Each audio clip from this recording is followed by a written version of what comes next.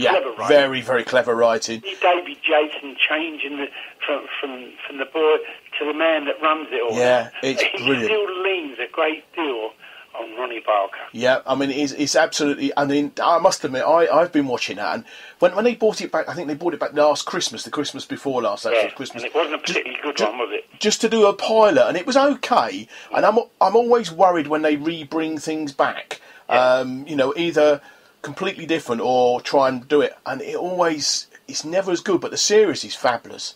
Yeah. The series is absolutely fabulous. There's some great gags in there, and they've got some great stars in. You've got obviously Linda's back in, and you've got what's his name? The guy who plays Gastric. He's brilliant. They're boring, but if you have a look, do you remember when you watched the original Overall Hours? There was 3 of them. Yeah, that's all there was. There was Nurse Emmanuel, wasn't there? All of a sudden, there's 6 and 7 there's more. and 8 in the show. It's quite clever, and it's actually... Apparently, yes, it's very clever. They still use the same set, apparently, the same shot. Yeah, so it was great. Use the same set. It's the same as I watch a Birds of a Feather.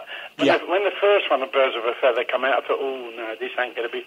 But... It's grown on me as well. It's you know, Pauline Quote is sort of... She's a dream to work with. Oh, you've had the pleasure, have you? Yeah. I knew Pauline when she was going through acting school and one thing and another like that. That's right. We've stayed friends. She was not in one another's pockets, but I can honestly pick the phone up and she'd talk to me and I'd talk to her as well, which is lovely. That's great. Because, I mean, you mentioned before you weren't always a comedian. You used to be a singer, but you were also a lorry driver around the docks, East End docks. On the docks for a long, long time. I got myself into... Because I got married very early, had 6 children, and I had to work. And the entertainment business was a little bit up and down. In those days, when I finally left the docks after, I got myself into Dagenham docks, and I got with some lightermen, and I was in a big oil installation, driving lorries around, filling them up with petrol and diesel and stuff like that, and having a good time down there. But then all of a sudden, Bob Wheat said to phone me up one day. I used to go out and sing every weekend. And Bob Wheatley phoned me up one day. I was known in those days, believe it or not, as the Whistling Wonder. I used to do bird. Whistling Wonder. I used to do bird impressions. And he phoned me up one day. He said to me, a fellow by the name of Don Whiteman, who used to have a band called the Don White, and I used to work with him. He said, he's just phoned me. He said, I'm looking for a compere for tonight. He said, at the Royal Standard at Walthamstow. I said, you've got Charlie Smithers. He said, not anymore, we haven't. He said, are you interested in doing so? I said, with the Don Harvey Trio? I said, of course I am. He said, well, can you be there at 7 o'clock tonight? So I said, I certainly can. And I'd finished work at 5. I got myself dressed, shot straight over to the Royal Standard at Walthamstow, and there was the boys there waiting to meet me. And, of course, I'd already worked with Don Harvey so many times when they used to have the Rising Sun in Bethnal Green. And that was where I knew Don and Eric Cornish and John Butcher. They were just a trio and myself. And, of course, in those days when I used to do the Rising Sun in Bethnal Green, they used to have talent competitions on a Tuesday.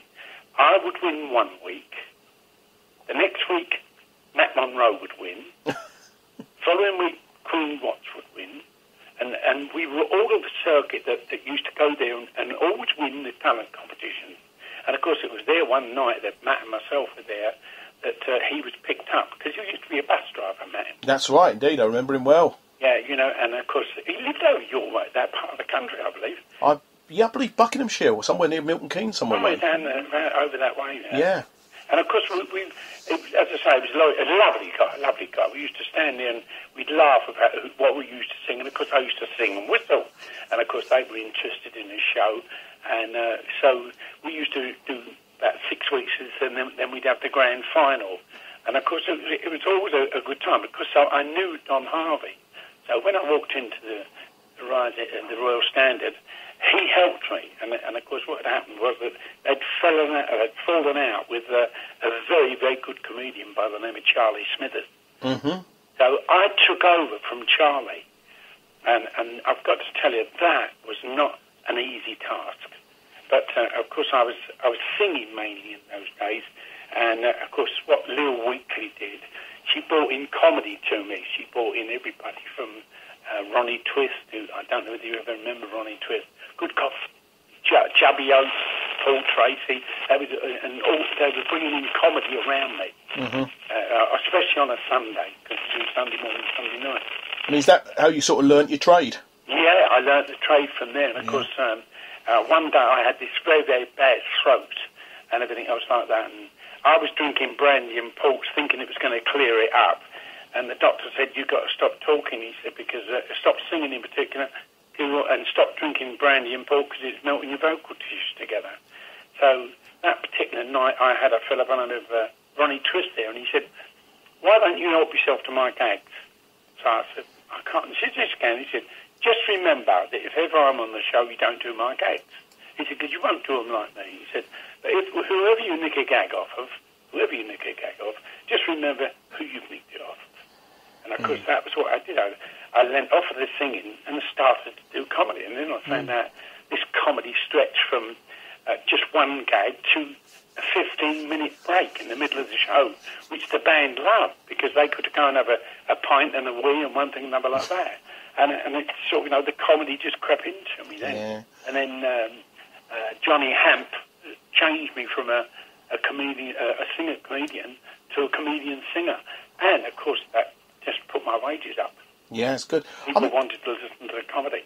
Having seen you, one thing I read about you, and I found it difficult to believe, is originally you wanted to be a priest. I did.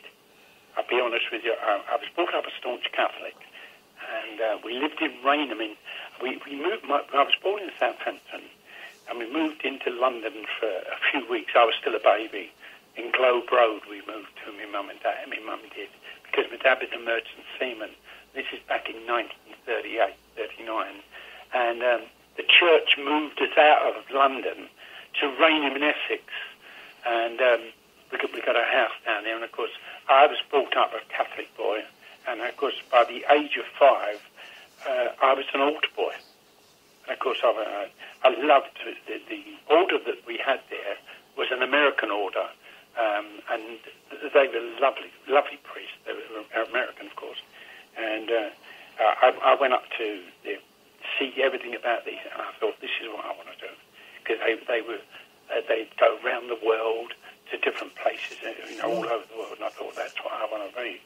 And I went to a Catholic school called St. Peter's in Dagenham, and it meant a great deal to me. I got 2 good idings, and here I am at 77, and I still remember them. I got caught smoking at the age of 7 in the toilets, and Sister Stephanie, the nuns in those days, they had a black robe, but they had a long belt, and she whacked me across the back of these legs with her belt, and I've never touched a cigarette from that day to this. What? I got another good idea at school by another sister, Sister Dominic, for not paying attention in music classes, and I finished up becoming a singer. Yeah, it's amazing, isn't it? So anybody now who wants to give up cigarettes, go and see a nun, and she'll give you a good spanking. Give you a good idea. It's got to be better than those patches, isn't it? No. Sister Dominic that turned and said to me, because I kept saying, I want to become a priest, and of course at the age of 11, I really thought that's what I wanted. And she sat me down and she said, I think God has given you the talent to be an entertainer. Of course, then, believe it or not, 2 weeks later, I won Carol Levis Discoveries. And Carol Levis was the big man in those days. And I went on tour with Carol Levis, and we were earning as much. I had a manager at that time, I remember Charlie Cutbush, who had a big florist shop in Rainham, and he used to take me every night to, I don't know, East End Palace, Acme Empire, Poplar Civic Theatre, all the theatres of the Carol Levis show. And of course, I had to be out of the theatre by 9 o'clock in the evening. I had to go on first, and then I was out. Because what you used to run a talent competition in the first half of the show, and the second half of his show was all the people that had won Carol Levis Discovery. Mm-hmm. And then I made a fatal mistake. I was asked to do radio for a fellow by the name of Huey Green, Opportunity Knocks. Oh, I remember Huey well. And of course, I went and done Radio Luxembourg, Opportunity Knocks, and I sang, I sang and whistled the Riffing Puff song. which is a Bing Crosby song, Three Little Lambs. We are poor little lambs who have lost our way. Bah, bah, bah. It was a Bing Crosby song, and I used to sing it and do bird impressions in it as well. And, of course, when Carol Lewis heard about that, he gave me a sack. He gave me the sack that night. I didn't know. I mean, he went mad at Charlie Cutbush and said, "How dare you do that?"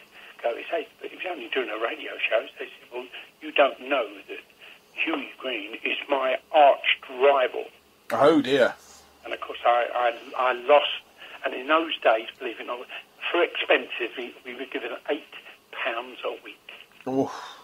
That was a lot of money then, wasn't it? Yes, it was a lot of money. £8 a week expenses, which he bought me a suit with a dress suit and a lovely collar and tie with it.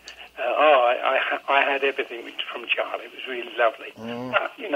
It closed, and of course I won Carol Lewis on the radio. I won that gold pen and pencil, and in later years, when he was doing Opportunity from Disbury, he put me on again, only this time I sang Edelweiss.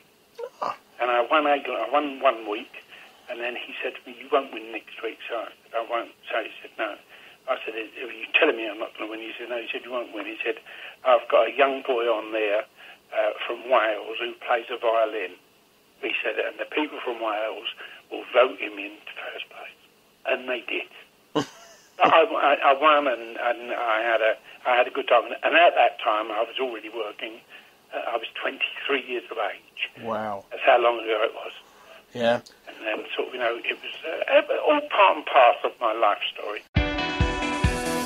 MK Flyers Online, the fast and simple way to find any kind of business or service locally. Find us at mkflyersonline.co.uk or download the MK Flyers mobile app from your app store. MK Flyers Online proudly supports Seclo Sounds, community radio for Milton Keynes. Hi, you've come to the Candy Club. This is the exclusive club that plays music that you wouldn't have heard of unless you found those hidden stages at festivals or ventured into cabaret clubs. Thankfully, this exclusive club has a really full guest list, but your name is already down. So come on in, Tuesdays at 9 p.m. here at Seclo Sounds. One of the things I do find quite amusing is you've got members of the royal family who are big fans of yours. Yes, I have. I'm pleased to say. When I was part of my career, I finished up when I left the Royal Standard and I went over to work over the Montague Arms at Peckham. A group came in called the Nice. Do you remember the Nice? I do, vaguely, yes. Yeah, and they changed their name eventually. But the Nice put me in said to me, "We've got a nightclub for you to do." There was a nightclub in London called Gulliver's. And they had the downstairs room, and we called it Canals. And I went on every night around about 12 o'clock, between 12 and 12:30, and I used to entertain nothing but foreign visitors, very, very rich Jewish clientele, and the entertainment business, because they'd all finished work, and they used to come down to Gulliver's. Mm-hmm. Of course, who used to come in regularly to see me was Princess Margaret. And, of course, that's when she brought Charles down to see me and one thing or other. And in those days, she used to pop in there with Peter Sellers and stuff like that. And, of course, I wasn't allowed to know they were in. But I always knew when they were coming in because they'd Phil, who run the club, would turn and say, "Oh, Jim, we're not coming up until about 1:45 tonight." He said, "We've got something on." So I said, "Oh, okay." And I knew that there'd be a big security over in one corner. Mm. And you knew that they were in. And we met, I did a royal show with Princess Margaret, and she said to me, "How are you?" And I said, "You used to come to Gulliver's, didn't you?" She said, "Yeah." She said, "It was you were a breath of fresh air." and of course, Charles, and of course, when I did the royal show with Prince Philip, he said to me, "How are you, Jim?" And I said to him there, and of course, he knew me as well. Mm. Oh yeah, it was very nice, very nice. Yeah. And I mean, that was a Royal Command performance. There was one other Command performance that you had. I had one real Royal Command performance one night when I was working at the Royal Standard. These two fellas came in and said, "Oh, you?" So I said, "Yeah." He said, "We want you tonight. You're working with us." So So I said, what do you mean I'm working with you? So I said, I'm working here. So he said, yeah, when you finish tonight, you're to come to our club.